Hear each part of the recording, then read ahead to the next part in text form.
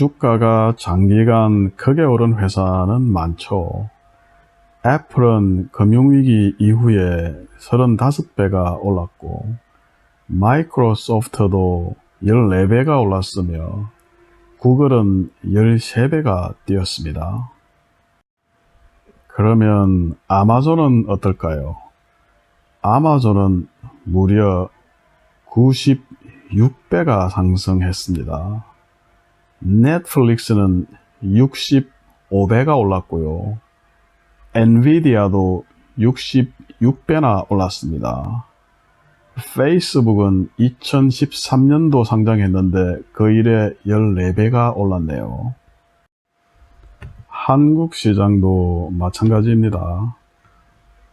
2008년 글로벌 금융위기 이후에 삼성전자는 8배가 올랐죠. 삼성 SDI도 약 8배가 상승했고요. LG화학도 약 10배가 올랐습니다. 또 넘버원 포털 사이트인 네이버는 14배가 올랐고요. 카카오는 16배가 올랐네요. 그리고 NC소프트는 무려 35배가 올랐고요. 셀트리온은 70배가 상승했습니다. 자, 그러면 20년 동안 적게는 10배에서 많게는 100배까지 이 주가가 급등한 이 회사들의 공통점은 대체 무엇이겠습니까? 그것은 이 회사들이 대부분 일상생활 속에서 쉽게 접할 수 있는 제품을 만들어서 공급한다는 점입니다. 예를 들면 애플의 맥북이나 아이폰은 어디에서나 쉽게 볼 수가 있죠. 이처럼 최근 20년간 장기간 주가가 엄청나게 상승한 회사들은 어떻게 돈을 벌고 있는지 조금만 공부하면 누구나 알 수 있는 그런 이해하기 쉬운 비즈니스 모델을 갖고 있다는 그런 공통점이 있는 거죠. 물론 당장 어떤 비즈니스 모델이 이해하기가 쉽고 시장에서 그 회사가 상당한 위치를 현재 차지하고 있다고 해서 그 회사의 주가가 미래에도 상승하는 것은 결코 아닙니다. 자, 유명한 예가 있죠. 바로 이스트만 코닥이라는 회사입니다. 자, 어린이들이 소풍 갈 때, 그리고 신혼부부가 하니문 여행 갈 때, 그리고 온 가족이 즐겁게 가족 여행 갈 때, 자, 사진에 꼭 필요한 바로 코닥 필름. 그 필름을 전 세계에 공급하던 회사죠. 그래서 최고의 블루칩이라고 꼽히는 다우존스 30 지수에 1930년에 편입되었던 회사입니다. 이 코닥의 전성기는 아마도 1960년대일 텐데요. 당시 매출액은 그 당시 돈으로 무려 40억 달러. 그러니까 당시 돈으로 거의 5조 원에 이르렀습니다. 그리고 종업원 수가 10만 명이 넘었다고 합니다. 자, 어떤 분들은 코닥이 디지털 카메라 기술을 개발하지 않아서 마켓에서 밀려났다라고 이해하시는 분들도 있습니다. 그런데 이 코닥은 사실 디지털 카메라 기술에서도 선구자에 해당한다고 합니다. 그러니까 1975년에 거의 최초의 디지털 카메라 이미지 센서 기술을 개발했고요. 1979년에는 그 유명한 올레드를 개발합니다. 아시다시피 이 올레드 기술을 2009년에 LG전자에 넘겨주게 되거든요. 그래서 지금 LG전자가 세계 디스플레이 역사를 다시 쓰고 있지 않습니까? 바로 이 올레드로 말이죠. 그러면 코닥의 문제는 어디에 있었는가? 이 코닥이 디지털 카메라 기술을 먼저 개발했는데요. 이 비즈니스 모델의 포커스를 계속 돈을 많이 버는 아날로그 필름에다가 두었던 것입니다. 그러다 보니까 디지털 카메라 쪽에 영업의 포커스를 맞추고 있던 일본 업체들한테 밀려나 버렸고요. 2000년대가 돼서 디지털 카메라가 대세가 되니까 그때는 이류 회사로 추락해 버립니다. 그러다가 2012년도에는 슬프게도 법정 관리를 당하고 말죠.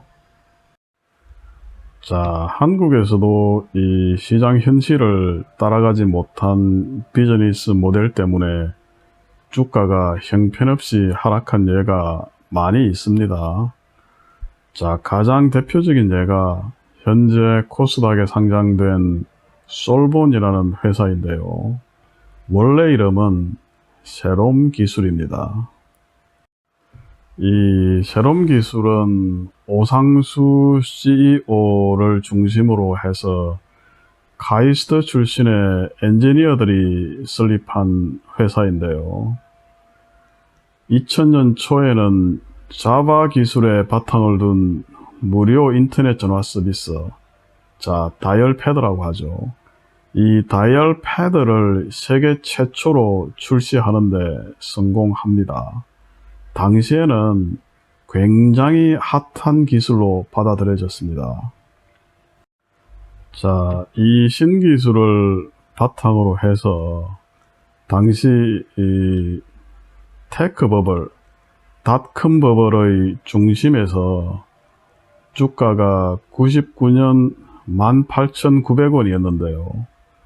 2000년 1월 달에 무상증자를 하거든요. 그 무상증자를 하기 전에 주가가 308만원까지 오릅니다.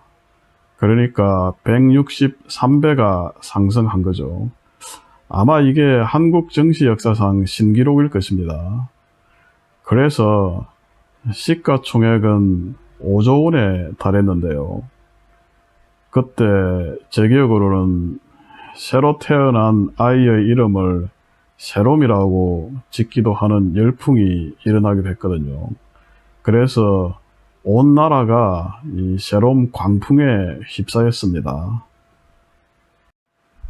자, 세롬 기술의 위세가 당시에 얼마나 대단했는가 하면 삼성전자를 비롯한 삼성그룹이 440억 원을 투자합니다. 그래서 4.4% 지분을 인수를 했고요. 세롬 기술은 지금 카카오가 된 다음을 인수하려고 하기도 하고요. 그리고 네이버와는 실제로 합병 계획을 담은 MOU를 공식 발표하기도 합니다. 물론 뒤에 주가가 하락하면서 무산이 되었죠. 아마 그 합병을 하지 않은 것이 네이버에게는 신의 한 수가 되었다고 봐야 되겠죠. 자, 이처럼 잘나가던 세롬 기술 주가는 2000년 12월에는 1만원 선 아래로 떨어집니다. 10분의 1 토막 이상이 난 거죠. 그리고 현재는 솔본으로 사명을 변경했는데요. 현재 주가는 3,000원대에서 움직이고 있습니다. 자, 그러면 왜 이렇게 세롬 기술의 주가는 드라마틱하게 폭락했을까요? 물론 그 당시 닷컴 버블이 붕괴된 것도 한 원인입니다. 그런데 보다 근본적인 원인은 바로 돈을 벌 수 없는 비즈니스 모델이 가지고 있는 근본적 한계 때문이었습니다. 제가 이해하기로는 당시의 고객은 다이얼 패드를 이용해서 무료로 인터넷 전화를 사용할 수 있었습니다. 그래서 무료로 다른 핸드폰으로 전화를 할 수도 있었고요. 이렇게 되면 세롬 기술이 SKT나 KT 같은 통신사에게 핸드폰 요금을 지불을 했던 것입니다. 그런데 그 핸드폰 요금 비용이 엄청나게 눈덩이처럼 불어났던 것이죠.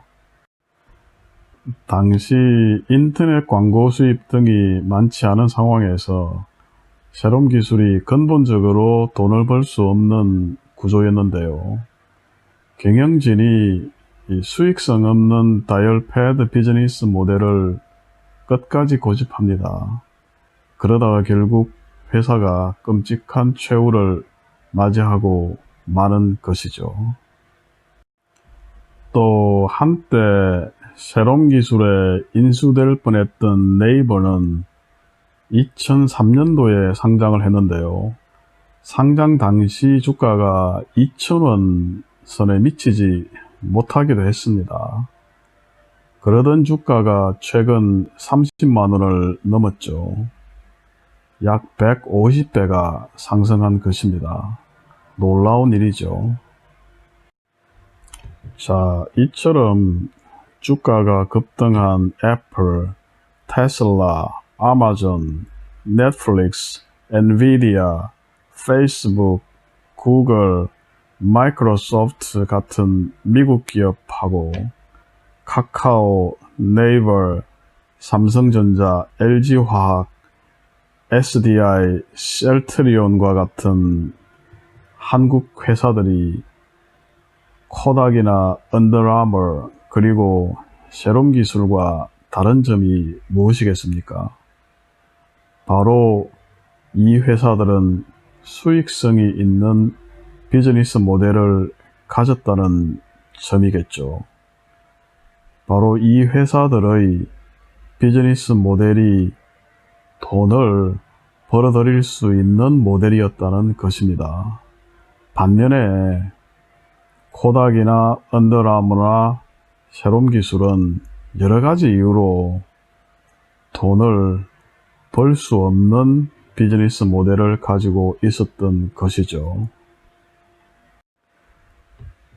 그래서 요약하면 어떤 회사의 주가가 장기간 몇십 배 또는 100배 이상 상승할 수 있느냐, 그것은 바로 비즈니스 모델이 이해하기 쉽고 수익성이 있을 때 그 회사의 주가가 장기간에 걸쳐서 몇십 배 또는 100배 이상 상승할 수 있었다는 것입니다. 자, 오늘은 어떤 회사의 주가가 오르는가 그 두 번째 편으로 이해하기 쉽고 돈을 벌어주는 비즈니스 모델을 가진 회사의 주가가 장기간에 걸쳐서 오른다는 주제로 논의를 해 봤습니다. 영상이 마음에 들었거나 도움이 되신다고 생각되시면 좋아요, 구독 부탁드리겠습니다. 감사합니다.